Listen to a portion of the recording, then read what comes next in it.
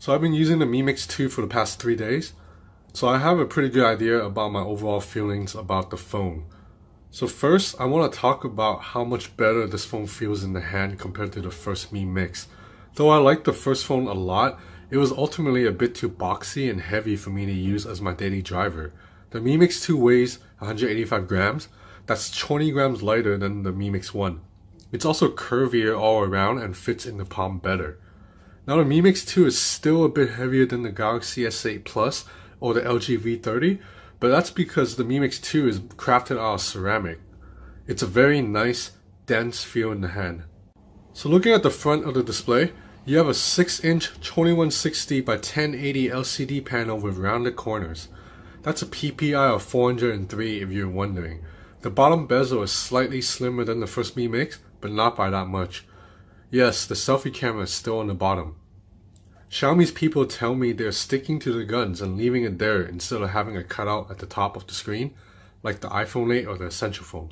Xiaomi's people actually didn't name drop these other phones, but they definitely imply that they thought a cutout on the top of the screen looked stupid. So the top bezel is actually slightly larger. That's because Xiaomi has implemented an earpiece into the Mi Mix 2. Instead of doing that thing with the Mi Mix 1 where it had to vibrate sound through the frame, phone calls definitely sound better on the Mi Mix 2 than on the 1. On the right side of the device, you have a power button and a volume rocker. On the left side, there's a SIM card slot. The bottom has a speaker grill, USB-C port, and no headphone jack. On the back is a fingerprint reader and a 12 megapixel camera with a Sony IMX386 lens. There's an 18 karat gold trim around the camera, and this year for the Mi Mix 2, this gold trim is on every version, because on the Mi Mix 1 it was only on the special premium edition. The camera sticks out a little bit though, very slightly. Let's talk some specs. So you have a Snapdragon 835 with 6 gigs of RAM on the standard version and 8 gigs of RAM on the special edition. There's a 3400 milliamp battery. So software wise, the Mi Mix 2 runs Android 7.1.1 with MIUI 9 Global on top. So the global version of MIUI will have all the Google apps built in, not like the China one where you have to install your own Google apps. So MIUI 9 brings some new tricks that the older MIUI could not do. For example, you can finally quick jump between apps by double tapping on the overview button, and you can also do split screen mode. This is Xiaomi's own implementation of the split screen, so it's slightly different from the Android version in terms of how you activate it. Xiaomi's tech actually allows Instagram to go into split screen. You can't do that on Android's official version. There are MIUI specific features like Quick Ball, which lets you put a floating button on your screen that allows access to home, back, overview, and screenshot. It just makes the phone a bit easier to use with one hand. Overall, I am okay with MIUI. I don't hate it, but ultimately I prefer stock. I don't like that I don't get an app tray, and the most annoying thing of all, in MIUI you can't expand on notifications. So right here, I see that I have a new email, right? But I can't expand to see who that email is from or what it's about.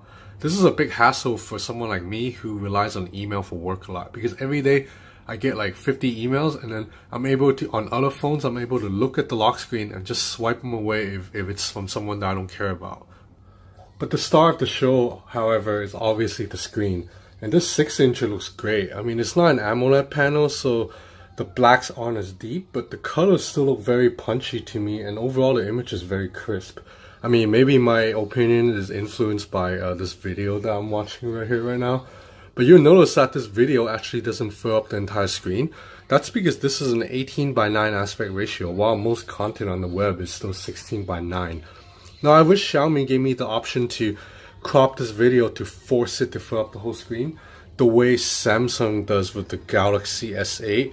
I mean, I know that the way it is on the Samsung right now, the video is actually chopped at the top and the bottom, but I prefer this than all these black bars on the top, bottom, left and right.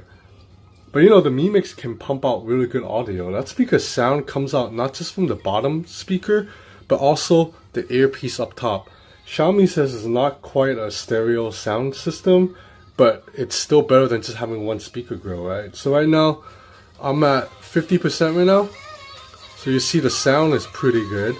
And then let's go up to 100. So you know, even at 100, it's not, there's no distortion. So you know, this is just a beautiful panel to watch videos on.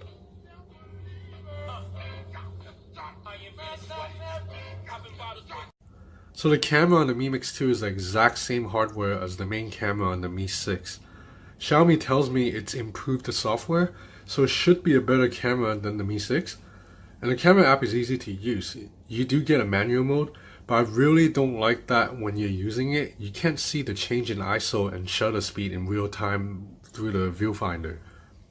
On the Galaxy S8 and LG V30, you can see the video change colors and shade as you're adjusting ISO and all of that, so you can, you know, find that perfect lighting. The phone is also quite vague in terms of what resolution you're shooting in. Like, look at this. So for picture quality, it only says high, standard, or low. So what resolution is that? As mentioned earlier, the selfie camera is on the bottom, so you have to flip the phone upside down to take a selfie, but the quality is pretty solid. The camera app also has a lot of fun filters that lets you take creative shots like this. So let's look at some photo samples now. In general, the Mi Mix 2 can shoot great photos during the day. Colors are vibrant and well balanced. The camera shutter is fast, and focus times, while not as fast as the Galaxy S8, isn't bad at all. So let's take a look at this picture of the flower. This macro shot turned out really well in my opinion. And now this Chinese banner, you can zoom in all the way and see all the details. I can read the Chinese text clearly. So in low light situations, the Mi Mix 2 is good but not great. Photos look fine when you're looking at them on the phone, but put them on the computer like blown up, or compare them side by side with the Galaxy S8 or LG V30, and you'll see that Xiaomi shots are a bit inferior. So look at these two shots right here. The Galaxy S8 produced a more clear image with more details.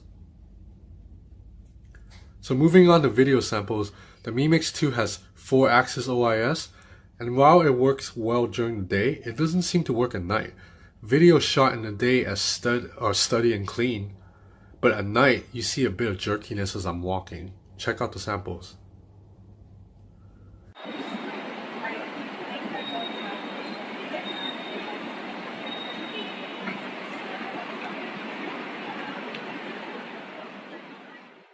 The phone can record very impressive slow motion videos though. The footage here is almost as good as the slow motion videos I shot with the Sony Xperia XZ Premium. So you know, with a Snapdragon 835 and 6 or 8 gigs of RAM, the Mi Mix 2 is a performance powerhouse. I mean, I use this phone heavily for 3 days. Recording a lot of videos, editing videos, I opened a bunch of apps, I played a lot of games, and the phone didn't lag on me at all. This is a much faster phone than the Samsung Galaxy S8, which is laggy as hell. And you know, battery life is excellent too. So over 3 days, I think I average about 5 hours of screen on time. I would basically go out all day for like 12 hours and then come home with like 35% battery life. It's pretty amazing. So there are some things I don't like about the phone. I don't like having to use a dongle if I wanted to use my wired headphones. And not being able to expand on the notifications drives me crazy. I wish there was waterproofing too. And I'm not a fan of the overly shiny reflective back that attract fingerprints. I just prefer like a matte metal back. But overall, the Mi Mix 2 is a very good device. It improves on the Mi Mix 1 in every way. I love how this phone feels in the hand. But sadly, the wow factor is gone. And this is like no fault of Xiaomi. The Mi Mix 1 was a stunning device that blew everybody's socks off. When it came out, it made all the other phones look bad. But the Mi Mix 2 doesn't quite do that. Because right now, we have a market full of cheap Chinese bezel-less phones that sell for like 200 bucks and actually look pretty damn good. And we have phones like the LG V30 and Galaxy S8 that, you know, even though it has a different design, still offers that almost all-screen look. And then there's the iPhone 8, of course. So there's just a lot of bezel-less phones on the market now. But you know what? Xiaomi started this trend. Yes, I'm aware that Sharp Arcos did it first, but that phone doesn't count. It's too obscure. So Xiaomi started this trend and they deserve props. Apologies for this long-ass video, man. Thanks for watching.